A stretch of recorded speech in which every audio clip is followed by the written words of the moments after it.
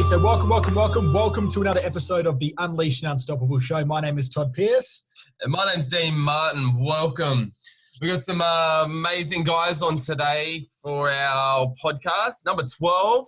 We've got Tom, and we've also got Steve here from the Fitness MindShift. So we're going to come from a health point of view and a mindset point of view for today's podcast, which is super exciting.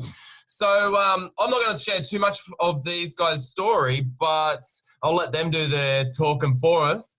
But super excited for what you guys got to share. Thank you for joining us. And let's start with, who wants to start? Tom, Steve, who wants to start? You go, Steve. You're all right, mate. I was going to say, let's start with the best looking one. Look, basically to sum it up, since I was 16 or 17, I've been obsessed with a mindset, what makes us tick, why we do what we do. Then, kind of studying that, like on the side with everything I did within business, within health and fitness for about 10 years, and then started really studying it as in a professional capacity. That was about 6 years ago. And about 2 years ago, started really getting into how we use that human behavior thing, the technology for the way we think that's out there. How do we use that to health and fitness? Because that's the foundation for everything. And then that's kind of how the Fitness MindShift is born. Yeah, beautiful. And Tom, mate, if you want to share your story, buddy, how do you kill? Sure, no worries. So I guess for me, health has always been a real part of my life. And the reason it has been was, I guess, we come from all different sorts of backgrounds, and I used that as my way through life. And it just became part of who I was. Challenging upbringing, and I just thought I turned to health as really the only thing that I knew, and it moved me right through. And so that moved into a career of my own gym, PT, those sorts of things, and then the nutrition space for many years, so maybe 15 or 16 years. But then I really started to realize, although that's so important, there's also an internal journey. It's not just the external and what you see in the six pack and all these people are on Instagram. You see what got those people there. What was the important stuff that moved us forward? And I realized that although health and fitness was phenomenal, there was so much more to that journey. And I started to realize that over time. And I guess that's where my personal development started in about 2007. And I've started to invest in myself ever since then, and partnered up with Steve, and we decided that really wanted to be able to bring something to people that would really create that impact for them. So that was really how we came together. Yeah, wonderful. So where are you kind of at now? So what's the kind of projects that you're working on? Where are things at right now? What kind of people are you looking to serve, and how are you looking at doing that at the moment? Sure. Do you want to go with this one, Steve? Sure. So we probably relate, as most people do, relate with people that are like themselves. So we've ended up, a large portion of our community is kind of 30, 35 to 45, 50-year-old guys. We have women in the community as well. But it's those guys that they've got to a point where, they might have been fit and healthy in school, they're playing football, but they didn't have the responsibilities they now have. Yep. So they don't have the family, they don't have the career. So they may be kicking goals in that area, but find themselves that they've kind of turned around and hit middle age, and they're nowhere near the shape that they used to be. They've got a dad bod like me. I've embraced the dad bod life. Like, it's just... You kind of turn around and you're like, where did that come from, You woke up with it. Yeah. I'm sure that's how it happens. It's when you focus on your career, that can be all consuming. And then, like, have you guys got kids? Yes. I'm about to have my second. Right. Oh, well, congrats. Thank you. But they are most definitely all consuming. Yep.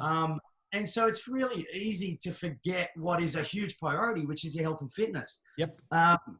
So they're the people that we're generally helping. There's, others that fit around that. It's the people that are realizing that they've probably been on and off at the gym. They've tried different meal plans, and they're just not getting that consistency, or it's not working for them. Yep. And like we see it is that there's a step before that. Before the doing is the thinking. So when you get more self-awareness around why we do what we do and the thinking, then the actions become much easier to do and much more consistent. So what are the big challenges that you find your community are kind of facing as they obviously realize, shit, my body's not what it used to be, or it's not what I'd like it to be? What are the kind of challenges that they're facing that kind of hold them up? Tom? I think it sort of comes down to a few things, Todd, in the fact that they get to that point, and usually around that 35 to 45-year-old mark, maybe we've got kids or it's a bit of a turning point in our life, as Steve was saying. And I think the external journey is a bit of a catalyst for maybe that turning point. They go, how am I feeling when all the noise is not there? You know, when I'm by myself and I'm not being pulled in different directions with business and kids, how exactly am I feeling? And sometimes they're feeling like, hey, there's something missing. But what is that something? I can look at myself and I go, yes, I'm not in the shape that I want to be. I used to be this way. And that's part of the journey. So you're looking at that for the answer, but there's also more inside. But a lot of times we don't ever stop to say, hey, how do I feel about myself when I'm by myself? We're so busy in life. And if you say to anyone, you know, what's life like? They go, oh, super busy. It's just like a tagline that we say all the time. Yeah. But often if we stop to ask ourselves, and sometimes, to be honest, and I would be guilty of this previously, and maybe I didn't want to ask myself the question of how I would feel about myself when I was by myself, because if I did, then I'd have to take a step to do something about it. Yeah, not just that. Now, you're not always happy with the answer that comes back, right? Absolutely. Yeah, tough question to ask. It's like, there's some cool saying out there you've probably heard where you spend all our time climbing the ladder only to get to the top and realize that we've pitched it against the wrong building or whatever. You know, because that's the busyness, just looking as far as the headlights can see. So if you kind of were to think about it, right? Like what would be the biggest challenge that people have? Like, is it a nutritional part? Is it knowing what to do in regards to get their body moving and exercising? Is it like an internal struggle? Like what would you say is the biggest thing that they're struggling with? Well, if I'm going to answer that, can I have two? Can I be greedy? Do three. How about three? All right. Three is a good number. Three, even better. Yeah. I would say number one would be people being unaware of the power of beliefs and how they're holding them back. Okay. So to know the structure of beliefs, like the way I explain it is that a belief, if you imagine that you're in a warehouse that's pitch black, you walk in this warehouse with a flashlight, and wherever you shine that torch, obviously that's going to decide what you see. So if you see a pile of rubbish, immediately your interpretation of that warehouse is that it's not too valuable, right? It's abandoned or whatever. If you shine it over somewhere else and there's like a Ferrari or a pot of gold or something, immediately your interpretation of that warehouse drastically changes. Yep. So our beliefs, what we believe, because of the way our mind works in a way that it looks to back up the beliefs we have. So your beliefs are like the flashlight. Yep. So they're shining that on where we want to go. So depending on your beliefs, you're seeing a different world to someone with different beliefs. But if you're not aware of a belief that can be holding you back, which is really hard when it's you and it's your beliefs, like it's much easier to have someone else point it out to you because it's you, by definition, you believe it. So people not being aware of those beliefs that are holding them back, things they hold or they just assume are true, then they don't see what they need to see to be able to do what they need to do. Yeah. And that's tricky. You know what I mean? When it's something inside you, it's, you know, you get them from your parents, your friends, mentors, you know, just circumstances as you grow up. And to you, like, again, by definition, they are true. So you don't question them. Absolutely. I would say that's probably the biggest thing. Yeah. I always say to people, like, your brain is like an information gathering machine. And from the moment you wake up, from the moment that you go to sleep, it is going to go out there and gather all the information it can to support the beliefs that you have inside. So if you do have a belief inside that I'm too old to be able to go and exercise and get the body that I want, your brain will give you all the evidence, data, statistics, external factors to validate that internal belief. Whereas if, you know, you've got a belief that says, oh, you know, I work 60 hours a week, I'm doing these bucket long days, I'm working 10 hours a day, I don't have time to exercise, to be healthy, to do this stuff, then once again, you'll generate all the behaviors to match that belief. So yeah, I absolutely agree with that. Yeah, that's literally how we're wired. You know, like as you guys would know, we have the reticular activating system that is there to look for those things. So it's a matter of, you know, and this is where I think some people struggle. It's not so important whether your belief is true or not, because you have your beliefs, I could have mine. We could quite easily swap sides and argue. I could argue your point, you could argue my point. It's not a matter of whether it's true, it's a matter of whether it's serving us. We get beliefs that serve us, then our mind naturally works the way it does. And what do you know? We find those things that back that up. Yep. So what kind of things do you kind of recommend people to kind of do to start to shift their beliefs in respect to their health, their fitness, and their well-being? I would say any excuse, any limitation, you know, and you brought up a couple, like I don't have time to, you know, geez, we hypnotize ourselves in that we don't have time, which is the most craziest thing as an excuse or a belief, because the one constant we all have is 24 hours in a day. Yep. Like it only comes down to how we use it. So looking for excuses, looking for limitations, anything where you say, I am this is a belief about me. Health and fitness is too difficult. Health and fitness is boring. You know, their beliefs, if you have them, that's a belief that's holding you back because you're finding references to back that up. If you're saying anything like, we're not, you know, if I do this, then that happens. When you're using that type of pattern, that's when, and again, it is hard to do, but it can be done. And the more aware you are of it, the more you find it. So when you find limitations like that, pick them out and go, okay, well, what's the repercussions of this? So, you know, how is this affecting my life? Imagine if this wasn't true, how could life be different? Because then you build leverage on it. That would be my suggestion. Absolutely. So if you kind of, and I guess this might be more directed towards you, Tom. So I guess because you've got like that nutrition background as well. So obviously there are, you know, you've got two brains, right? You got your gut and you got your head. So your gut health highly influences your biochemistry. So if you've got you know, an unhealthy gut, if you're not having got the right nutrition, that directly impacts, you know, your serotonin levels, your dopamine levels, and then that can influence how motivated you are or how much energy you've got to go and actually want to exercise in the first place and be healthy. So if you want to talk about that, so what can people start to do to kind of start to, you know, make sure that their brain and their gut and their energy's all on point? Absolutely. It's such a good point, Todd, in the fact that it's a combination of both. And you know, so much when we're talking about the Fitness MindShift, which is a phenomenal aspect. We need to, like Steve said, be more aware of that. But also we need to be aware of how we respond to what we eat. Because we could have the best thinking in the world, but if we're all of a sudden tired, we're run down, we're fatigued, we don't feel like we can keep our eyes open, then no matter how great our thinking is, we're not going to be able to think ourselves out of that biochemistry. So to be able to be aware, and I think one of the biggest things across both platforms is the awareness. If we're not aware, you know, like Einstein said, he said, you can't solve a problem using the same level of thinking you used to create it. Therefore, we don't know what we don't know, like in the warehouse Steve was talking about. So we need to become aware of, okay, how am I feeling? So get our feelings, whether it be down on paper, that sort of thing. And then what I utilize is I utilize a nutrition diary. So because a lot of the times we can't remember what we did yesterday, let alone last week, last month, or last year. What's the day again? Today's Monday, isn't it? I think so. Apparently it is. The exact same thing in my head.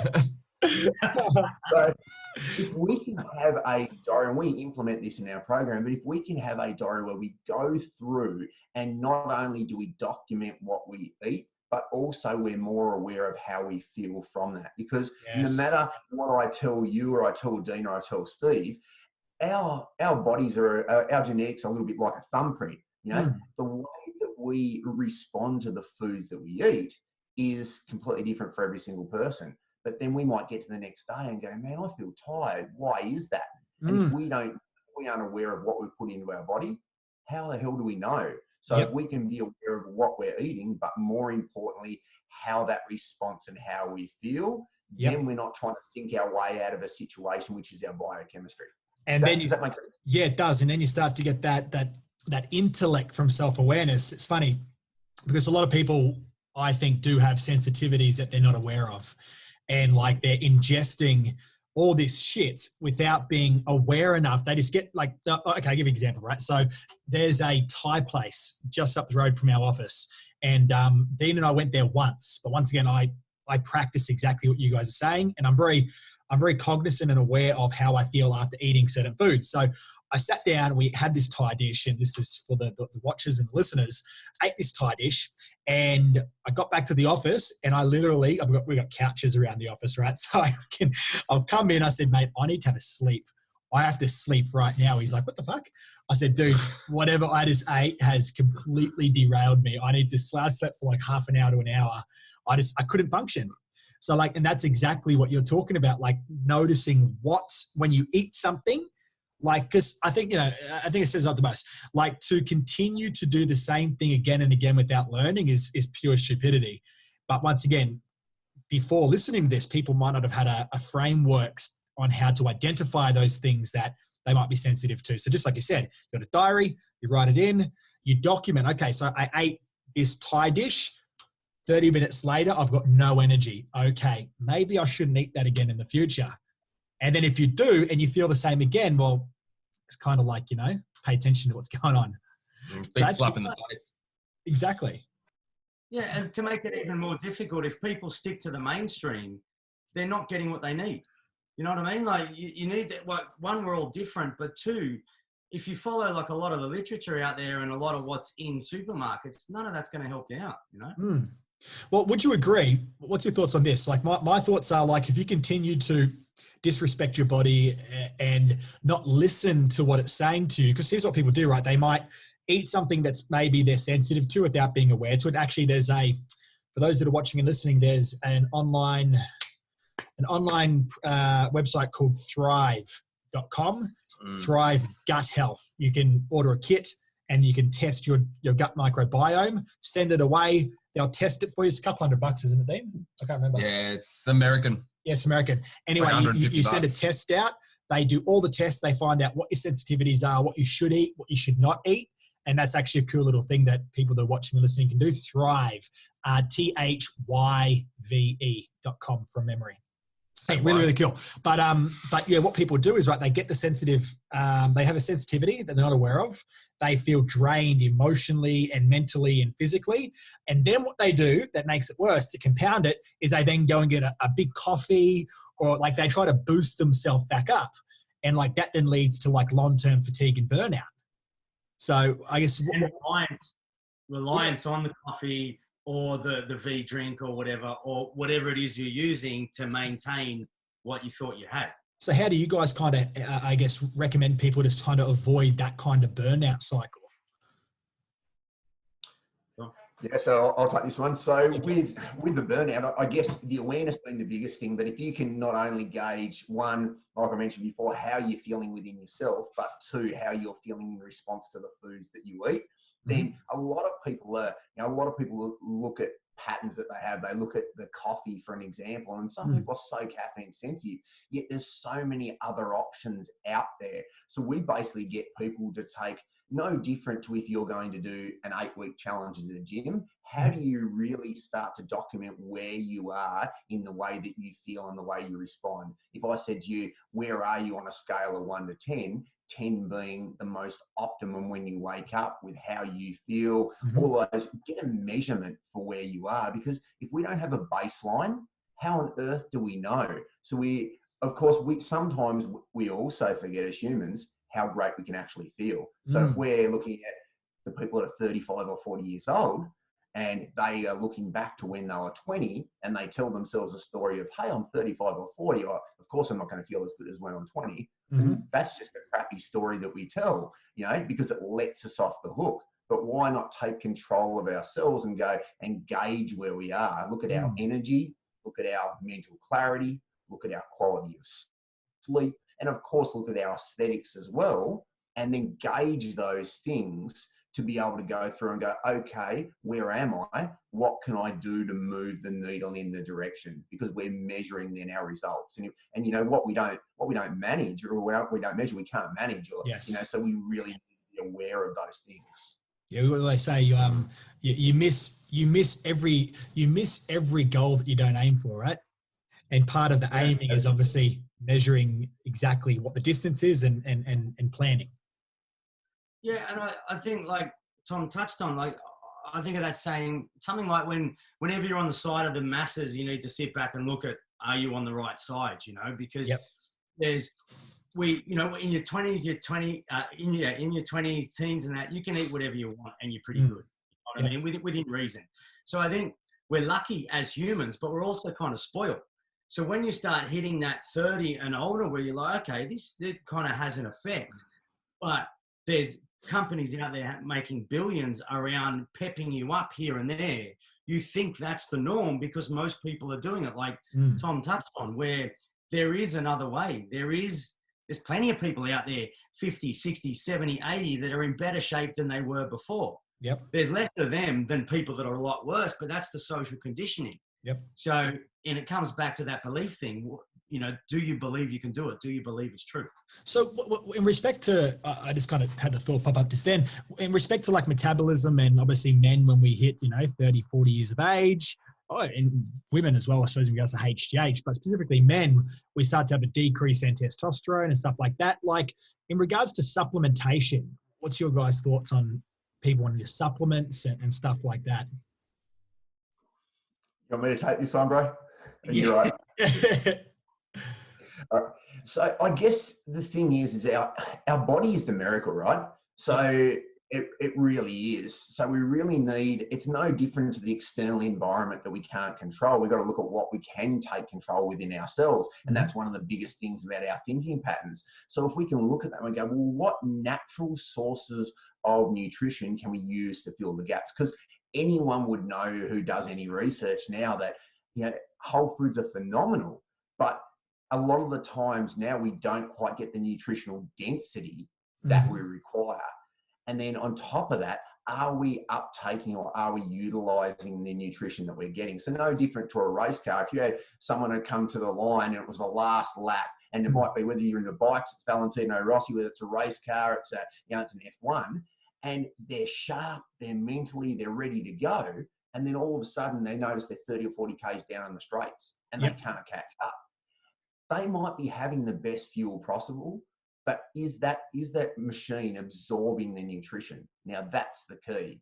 So what we want to do is we want to make sure that we keep ourselves in as good a natural state as we can to be able to absorb the nutrition that we want. Therefore, our biochemistry and the way that we feel is phenomenal. So if we can get natural things that help us, our body adapt, and adaptogens is one thing that's phenomenal because they utilize plant-based material that adapted to harsh conditions. Now, if we look at what we're doing as humans, we're adapting to conditions all the time, But so if we can get something that we can eat that's natural, that fills the gap within our whole food, therefore allows us to be able to adapt to our stressful situations. Even now with coronavirus at the moment, this is a situation we're not used to. There's external stresses that we're not used to. So if we can put our health as a priority and we can start to implement things that will help us balance up those stress levels, then we excel and thrive in an environment where a lot of people are going, how do I survive? And people need to adjust that focus as well. And instead of focusing on, how do I not get sick, focusing on how can I be healthy? And obviously one big thing that's there is focusing on how can I have a strong immune system instead of how can I not catch this virus? And I guess one of the things, sorry, you guys do. I was just going to say that's the biggest thing for me is I'm forever aware of where I focus. Whatever I focus on, I'm going to get more of. So that's the biggest thing for me. I just moved Dean over. His chair was encroaching upon my screen. Like, get out of there. Encroaching on your space, mate. Yeah, absolutely. Well, I fucking definitely think people need to fucking adjust their focus, because this is funny. This is just me being the pessimistic optimist that I am. But like what you see right now is the cracks in people's armor starting to show. Totally. Like, what we're really seeing from this whole COVID-19 virus is the cracks in people's armor, the masks that people put on to put on a good show falling off, and you're seeing what's really underneath. And like when you do look out there and you see people having meltdowns, going, like literally having that that crazy sheep mentality to go and buy all the fucking toilet paper. It's ridiculous. I go into Coles still and there's nothing there. Like, why are you still buying all this fucking food? They're not stopping us going to the shops, but people are freaking out. They're succumbing to fear. And like, yeah, we're seeing exactly what people's psychology are like. And like, a big part of your program is it's about the mindset too. It's the mind, the body, it's the emotions. And like what we're seeing from this COVID-19 is that a lot of people don't know how to regulate their emotions. They don't know how to regulate their thoughts in their mind. And that's why we're seeing a lot of stupidity in action. I wrote down one thing here when we originally chat on the phone, Steve, is that you talk about awareness of state and how important that is. So can you tell us a bit about that? Yeah, well, lovely segue there, Todd. How was it? That was good, wasn't it? From the focus, it's focus, and then how you hold your body. You know, like Tony Robbins gives a great example that, you know, a lot of people have probably heard before. But if you had a guy behind a curtain or whatever, someone you couldn't see, and you knew they were depressed, you know what type of physiology they're going to have. You know, they're not going to be standing up with their chest open, their shoulders back. They're going to be hunched over. They're going to be breathing shallow, in a shallow manner. So it's being aware of how we move our bodies, because it works. It's a two-way street between physiology and our emotions. The way we move our body affects our emotions, and our emotions affect the way we move our body. That's one side. So there's two elements. And to go back to what you're saying, Todd, of the focus, which is so true what you're saying about times now. So, and depends on what beliefs you have around this situation. And as far as, is this a chance for you to really work that focus under pressure? Or is it too much now and it's something you'll probably deal with later? Because those people that are grabbing all toilet paper, they will back that up. When we move through this, everything's fine. They will say, yes, but, excuse me, if the shit hit the fan, we would have been all right. They will got so much toilet paper. Yes, is the pun, you know?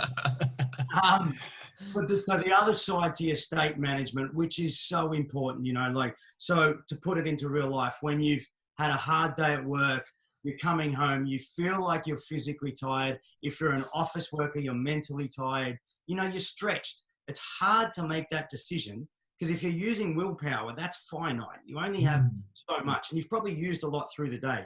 It's hard to make that decision. If you can control the way you move your body and control your focus, and the way you control your focus is the questions you ask yourself. Thinking is asking ourselves questions. Do you have you will have habitual questions that you ask yourself. Are you aware of what they are, and are they serving you? So in this whole COVID shit show, are you asking yourself, where's the opportunity? What can I learn from this? You know, how can we band together even better? How can I come out of this and thrive? You know, or are you asking, all right, you know, how am I going to survive? How do I get through this? Is this going to be the worst thing we've ever seen? Is this going to be worse than a depression? Like, whatever questions you're asking is going to direct your focus down that path. What Netflix shows on today? Sorry? What Netflix shows on today? Yeah, One I hear. Dude, what I found, if you do not restrict yourself to a certain amount of news time, like more than 15 minutes, they're going to direct your focus and it will do your head in because they sell negativity.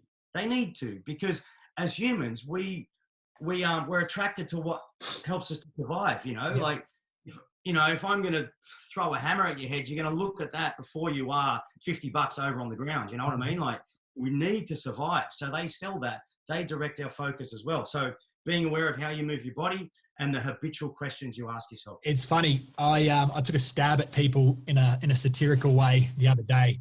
I did a post just taking the mick out of people, having a bit of fun, you know.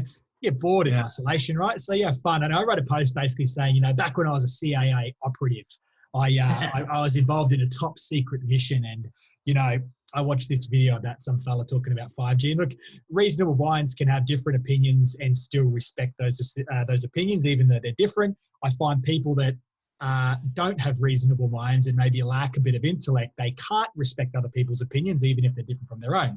For me, I can look at I can entertain an idea. I can entertain an idea without accepting it. and I can respect that someone else has a different opinion to me. But I still like to tease and play with people to maybe enrich their way of thinking. So I wrote this post, and I was like, you know, I was a CIA operative and I got involved in top secret projects. And I was so smart on these tests that they pulled me aside. They quarantined me and they introduced me to the big dogs. And I went in there and I was blown away. It wasn't a person, it was an ET. And the ET told me that, you know, there's a big change coming. There's a big change. And this change is going to create a divide. There's going to be people on one side, people over here, and the conspiracy is going to be everywhere. And, you know, this time what's going to happen is people are going to start to look at things and they're not really going to be thinking. They're going to see something without looking at the actual facts and the figures, and they're going to share that. They're going to believe that. And I was like, I just proceeded to take the mic and explain what's happening. Because what's happening right now is that you do see this, right? You see people that will see a post. They'll share that post just from reading the headline. I see it all the time. Like, I look on Facebook, I see something, because I check comments before I even read something, to be honest. I then will click on the thing and I'll then check the date of the original thing. And then I'm always cross-checking stuff, because there's so much misinformation out there today. And just as you said, like, if you're that kind of person that does externally focus on all the stuff that's going on, then you're priming yourself to be negative. You're in effect, you're feeding the wolf. And human beings have a negativity bias inherent in us. It kept us alive back in the caves. So like, if you're feeding that wolf's going to get big, it's going to get strong, and you're going to be negative. Like, you have these superhighways in your brain that lead to negativity, that lead to no hope, that lead to feeling lost, that lead to you feeling depressed, anxious, and overwhelmed. And a lot of people, they get sucked into this fear-based, fear-mongering conspiracy stuff. And like, it could be true or it could not. It's not my place to say. I don't care. I'm open to ideas. I'm delightfully open to be proven wrong all the time, because, you know, as soon as you close off and you go, my way's the right way, that's when you instantly lose perspective.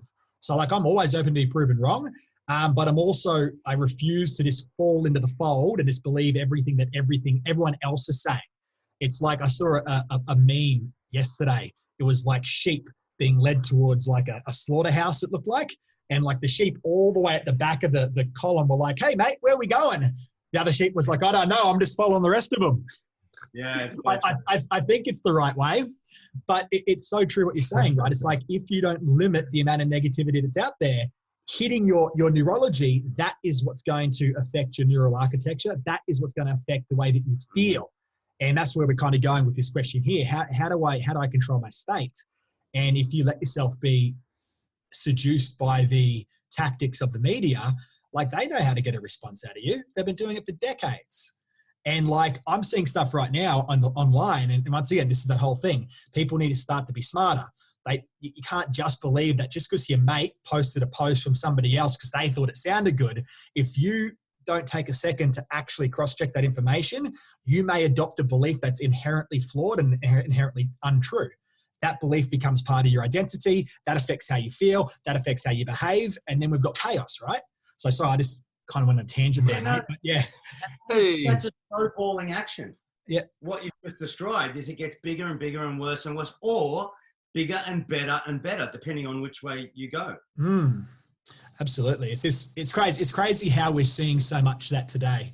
Like, as I was kind of saying, sorry, just to jump on that a bit more, is now we have social media that dictates what you see. So the more you get down echo chamber number A, the more you'll see. So now it is actually technically working against us as well, or working for us. Absolutely. Well, I was just reading a thing yesterday. So obviously China, right? You got the Chinese Communist Party, the CCP. Now they heavily restrict all information that comes in and out, right? So they've got Weibo and they've got WeChat. They're their two social media platforms. Both of those are highly restricted. So they've got different AI and censoring technologies that picks up anything that's anti the Chinese Communist Party, anti-Chinese, anti what the government says, anything that's pro-US, pro-external. It censors it and removes it from the platform. So what we actually see, and you talk about an echo chamber, right? China is a manifestation of one giant state-controlled echo chamber. So much so, I was reading this thing yesterday. There's two things that I really don't feel good about, because what it kind of says, if you go all the way down the rabbit hole, right, it's like this whole Marxist ideology, which is like, you know, there's a right way to do things and there's a wrong way to do things. Us, the state, us, the government, we are right. And if you disagree with us, we'll kill you. And that's kind of, if you go all the way down, right, and how people justify, there's a good book if anybody ever wants to listen to it. It's called the Gulag Archipelagos. And it was written by a guy named Alexander Solzhenitsyn. And it talks about the crimes and the injustices that occurred in the Soviet Union from like 1918 all the way through to when that was abolished, right, until they got rid of the Russian Communist Party. And it talks about how, like, if you, I find this interesting. That's the reason why I like listening to Jordan Peterson as well, is because he goes, you know, a lot of the stuff he says, he goes like, well, if I was a Nazi, for example, back in Nazi Germany, would I also be a Nazi? Like, it's a really, really cool question, right? Because when you've got all these things around you saying what's right and what's wrong, and then you're just adopting those beliefs, that's affecting how you feel. Like back in Nazi Germany, like you dobbing on your neighbor, you would feel happy to do that because that's the right thing to do. And once again, coming full circle and why I'm even talking about this right now, China are restricting all information. They're creating an echo chamber. I was saying it was like 85% of Chinese believe that the US actually brought the coronavirus into Wuhan. So they're calling it the USA virus. No kidding. Yep. And anything that contradicts that point of view, the censorship technology is removing from Weibo and WeChat. Anybody that publicly goes against that idea disappears, you know, wherever they go, they're gone. So it's so important that, you know, and this is why I kind of went on that tangent. It's important that people have an individual brain, because what I find, and I've done this for 10 years coaching, I find that when there's high levels of uncertainty and stress, what happens is that people, they feel safer in a group than they do as an individual. And as soon as you give up your individual responsibility and your individual thoughts and you go into a group, you adopt group mentality. And like that is, in my opinion, where the biggest injustices in our history has occurred, because the Nazis were a group. And when you're in the group, I'm just doing what the group thinks is right. Therefore, number one, I've got no responsibility for my actions. And number two, the group has a highest intention that's above the murder. Yeah, it's above the murder. Why did the Soviet Union kill 60 million people? Because they were trying to create a utopia. Why did Mao in China kill 50 million people? Because we're trying to create a utopia. That's the slippery slope I find we are, is you start to slide towards this totalitarianism where we've got restrictions with the government saying what we can and can't do.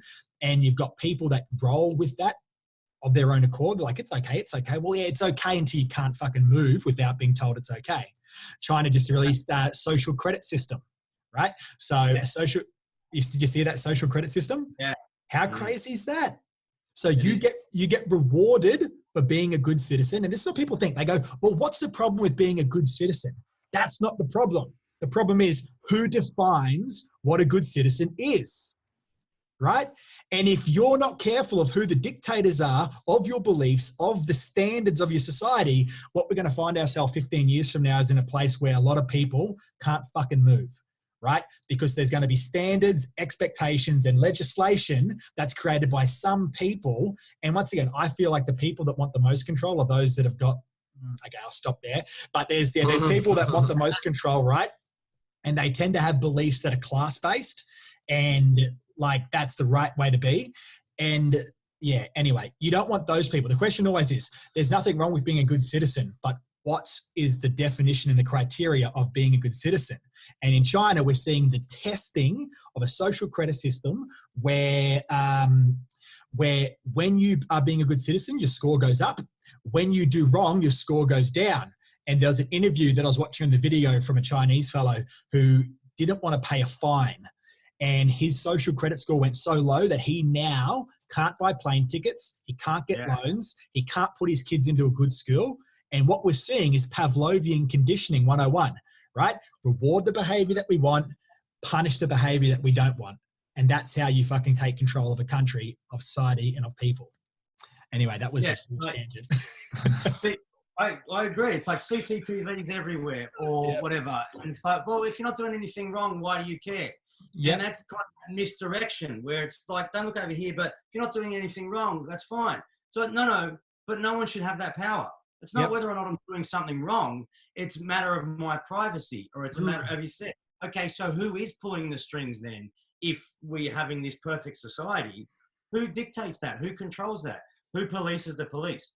Correct. And most people don't think about that. But I'm looking right down to the two things that we spoke about on the phone, was it yesterday? But what that whole tangent that I just went on, I was just thinking, how did I just go there? Because what we're talking about is we're talking about awareness, we're talking about beliefs, and we're talking about our emotional state. And we're talking about how people are not being aware of what's going on around them. They're not able to regulate their emotions, so they succumb to fear. And therefore, they're adopting irrational and very limiting beliefs. And like that's what we've basically been talking about this entire podcast, is how can people stop doing that? I just completely hijacked what you were talking about in regards to state, but yeah, this just happened. I think it's a good reflection or advice of the times that we're in. Yeah, because it is intense times, and I think it's important for people to realize that if they don't proactively work against that, then they will naturally slide downhill. It's the same as business. You're never stagnating. You're doing better or you're dropping.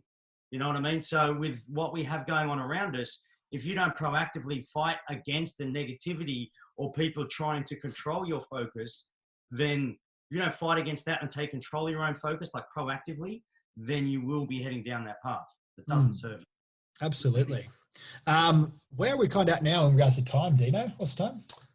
2:45.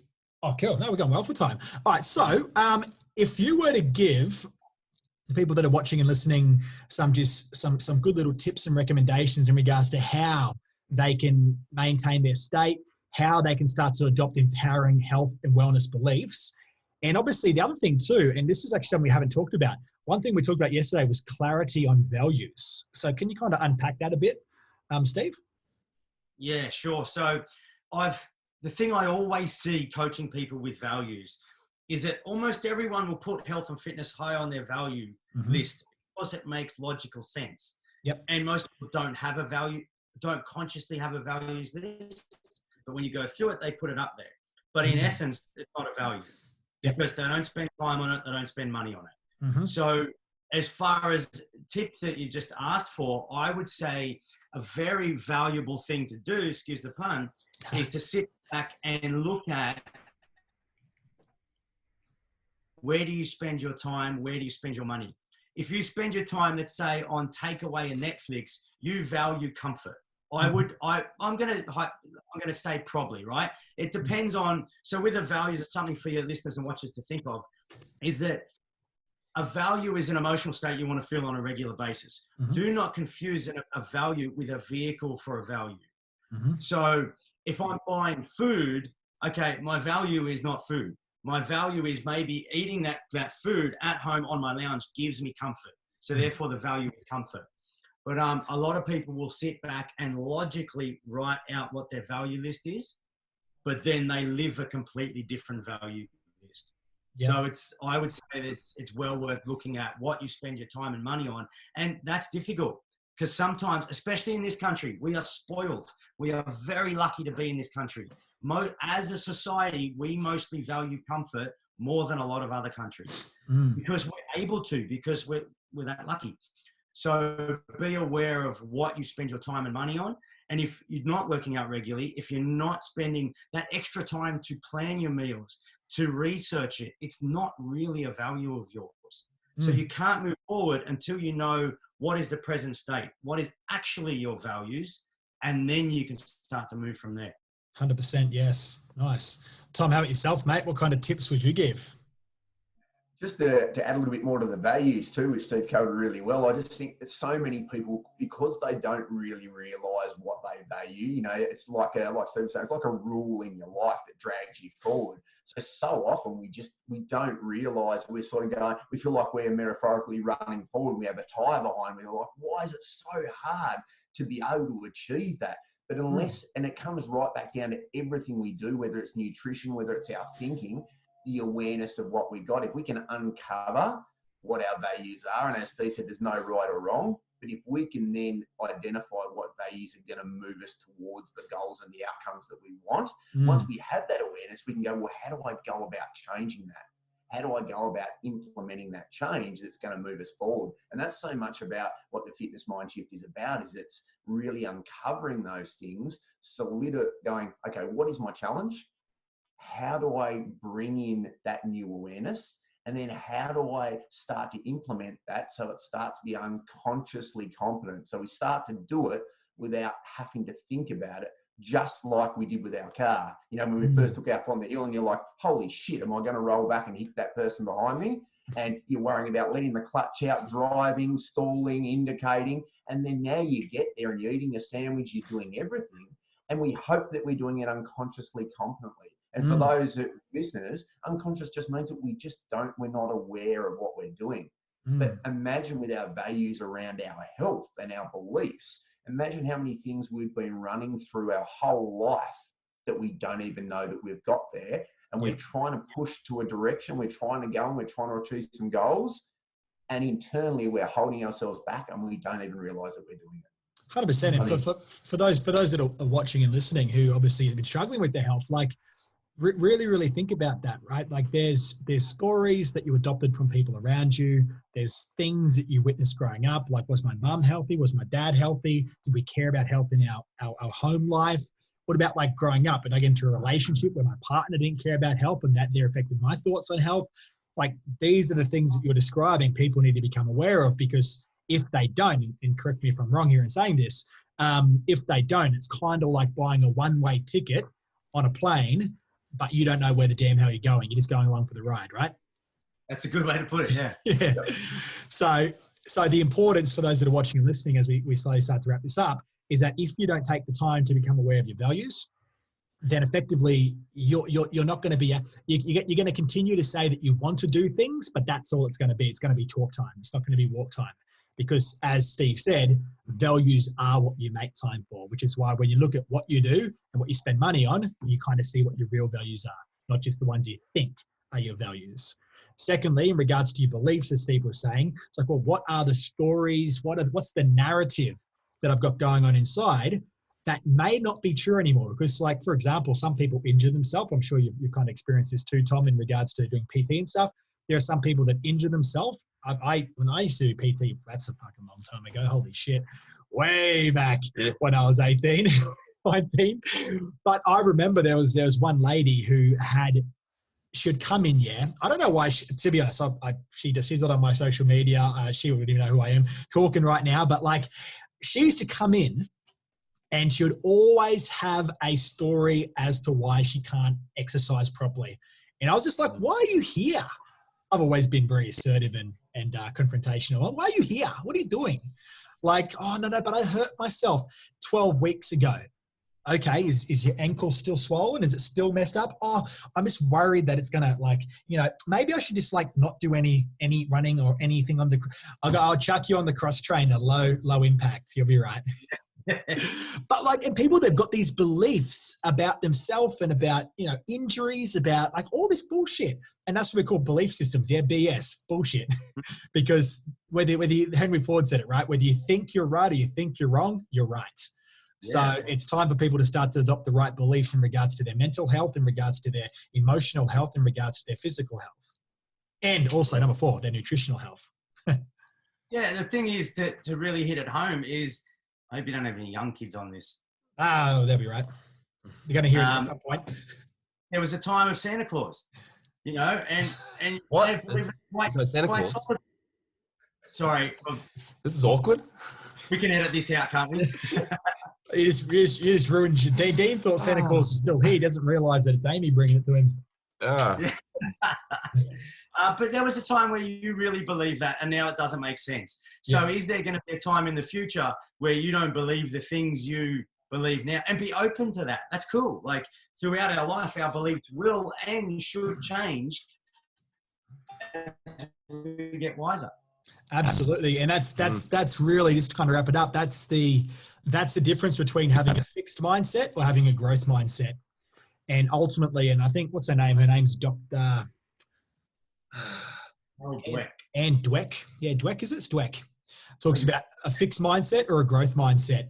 And like, to close this off, I think everyone should endeavor to have a growth mindset, because that's going to have you encounter obstacles and see the silver lining, the growth from the adversity, instead of, oh, this is what it is and that's just what it is. But anyway, guys, I've had a fucking great call with you. This has been really good. Do you have any last kind of things you want to say? If people want to find out more about your program, what it's about, they want to connect with you, how can they do that? Take it away, Tom. Okay. Yeah, sure. So it's just the fitnessmindshift.com. So guys, so if you're, I was touching on before, is now is the time to invest in yourselves. So with these current environments, the best thing you can do to overcome any challenge is to invest in you.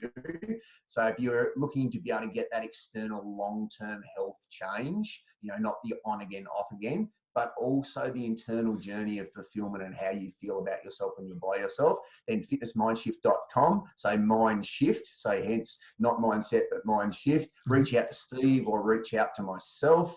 But that's really the way to be able to do it. Do you have anything you want to add, Steve? Where can they find you on social media? So it'll be Tom Walden on Facebook? Yeah. So Tom Walden, or WALDEN, or Steve Newman, or you can go straight to www.thefitnessmindshift.com and you can go straight on there. You can check out our stuff. You can watch some videos and we'll go into more in depth about that as well. They can stalk you, right? They can stalk us. Well, I haven't got a stalker yet. And isn't it like you really hit it when you actually get a stalker? It's like a milestone. But I'd be up for that. I'd say there's the Fitness MindShift Facebook page as well. And I would just add to what Tom was saying about investing in yourself. When you invest in yourself and your mindset, which then helps you to create a solid base of health and fitness, from there you can do anything. So you're sitting back going, well, I don't have the time or the money. What's more important? Like, there's literally nothing more important. Like, you might say, no, my kids are more important. But what we're talking about is there being more and a better version of you for your kids. So the way I see it is there's never an excuse for time or money, because this is the most important thing, is to invest in yourself and be the best version you can. Yeah, wonderful. Awesome, gents. Well, mate, it's been a pleasure. Tom, Steve, it's been really good. Once again, everyone watching, I hope you've enjoyed this. Make sure you do go check out the Fitness Mind Shift, not Fitness Mindset Shift.com. Check them out on Facebook. Give them an ad. Give them a follow. You can add both Tom and Steve on their personal Facebooks. I'm pretty sure you guys wouldn't mind. Oh, yeah. Beautiful. And we will chat to you in the next podcast. Take care, guys. Thanks, guys. Bye.